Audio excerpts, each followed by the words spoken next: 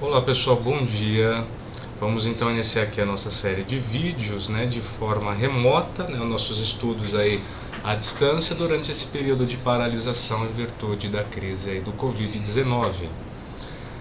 Então faltava, pessoal, apenas um finalzinho do módulo 1, nós havíamos já discutido, vamos relembrar aí, as leis de Raoult e lei de Henry, tá certo? Agora a gente precisa discutir aí algumas coisas em relação a misturas binárias ideais no primeiro momento e depois também, as não ideais, tá certo?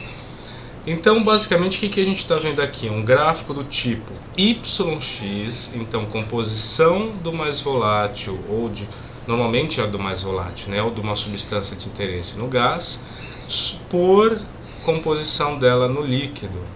Nós observamos duas curvas que parecem ser de misturas ideais, porém elas apresentam algumas diferenças no que diz respeito à distância entre essa linha diagonal aqui, tá certo? Seria basicamente a decomposição do líquido.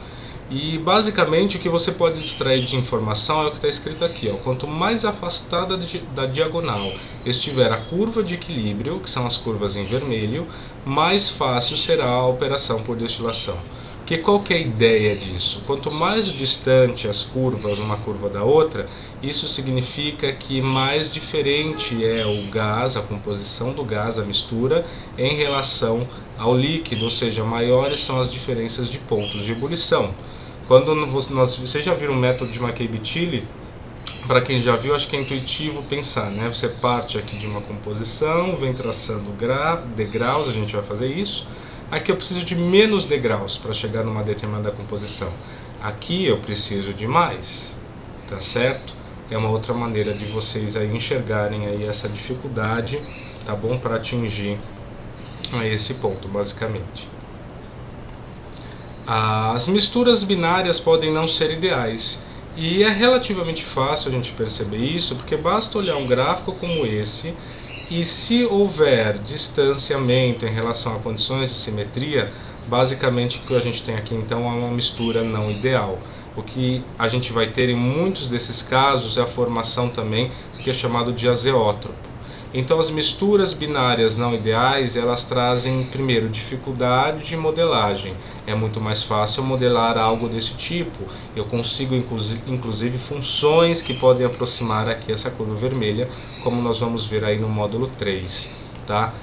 Para esse tipo de curva já fica mais difícil e ela também gera algumas dificuldades que a gente vai ver a seguir. Essa dificuldade é justamente a formação de azeótropos. Então vamos lembrar qual é a ideia de azeótropo. Aqui em vermelho nós podemos ler um azeótropo é uma mistura líquida que para uma determinada pressão apresenta um ponto de ebulição constante que não varia mais com o grau de vaporização.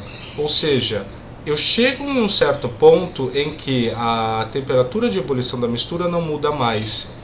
Se ela não muda mais, vamos relembrar o que nós vimos antes neste módulo. Por que a temperatura de ebulição muda conforme eu vou prosseguindo aqui com a destilação? Vamos voltar num gráfico que a gente analisou aqui, pessoal.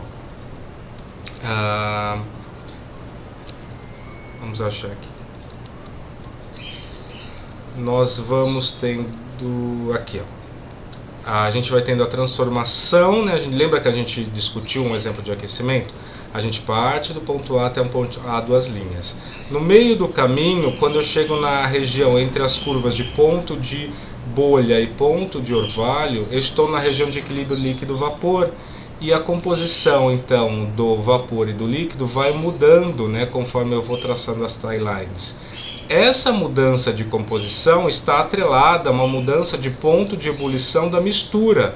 Percebam que durante a mudança de fases, olha a temperatura aqui, a temperatura está mudando, mas está mudando porque está atrelada também a uma mudança de composição. Então o que acontece é que basicamente com o azeótropo é que vai chegar num determinado ponto em que não haverá mais mudança de composição desse azeótropo. Ou seja, adianta eu deixar a destilação continuar a ocorrer? Não adianta. Eu não vou ter um ganho maior porque a composição da mistura não muda mais. Como exemplo, a mistura de etanol e água que apresenta um azeótropo para a composição de 89,4% de etanol e 10,6% de água à pressão atmosférica, tá? É por isso que o álcool etílico que nós usamos tem uma composição muito próxima deste valor.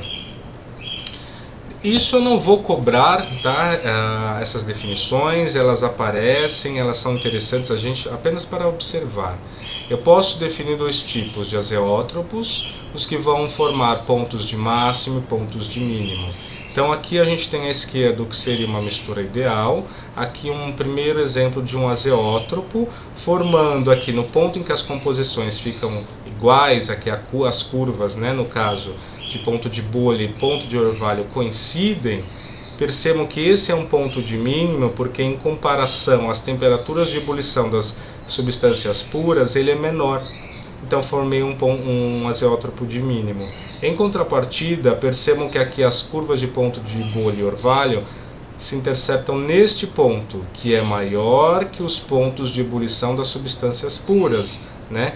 No caso aqui, vamos supor que aqui eu tenha a composição do mais volátil. Então, quando o mais volátil é 0, então esse é o ponto de ebulição aí basicamente de uma das substâncias, né, que não está sendo considerada no caso. E depois do lado direito você tem o ponto de ebulição da outra substância. Então, no caso, aqui a informação que a gente extrai, por esse ponto ser maior do que esse, na verdade o que está sendo mostrado aqui em referência nem é o mais volátil, né? Porque quando você tem 100% dessa substância, o ponto que você observa aqui é o ponto de ebulição dela, que é maior do que quando a outra substância está presente como 100%. Tá? Mas, enfim, o mais importante aqui é observar que o ponto de azeótropo é maior que o ponto de ebulição das substâncias aí individualmente consideradas, tá certo? Eu posso identificar esses pontos num gráfico do tipo temperatura-composição, mas no tipo também de composição do vapor, composição no líquido também, né? Aqui esse ponto vai se referir a um ponto onde há mudança, percebam aqui, de concavidade. Então não importa o tipo de diagrama, eu sempre consigo identificar o ponto azeotrópico. Essa é a mensagem principal.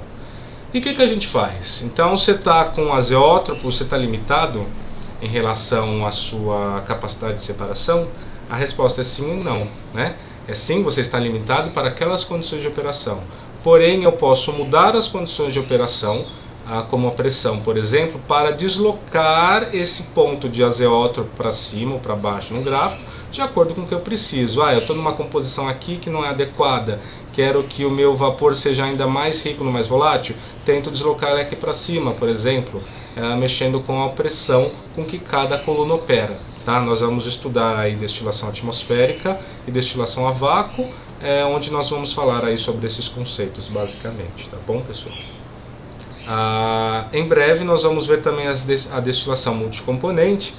Toda a discussão que nós fizemos aqui até agora foram para misturas binárias, né? Grande parte dos sistemas de interesse envolve mais de uma substância, né? Uma mistura com mais de duas substâncias no caso. Aí os cálculos, né, manuais ficam mais complicados, a gente tem que ir para os simuladores. Então lá pelo módulo 4 ou 5 a gente vai tratar um pouquinho desses casos aí que envolvem misturas multicomponentes. Tá certo, pessoal? Então isso é tudo por hoje. Para finalizar aqui esse módulo 1, em breve eu mando aí então a explicação inicial do módulo 2 para vocês, tá bom? Bons estudos e boa semana. Tchau, tchau.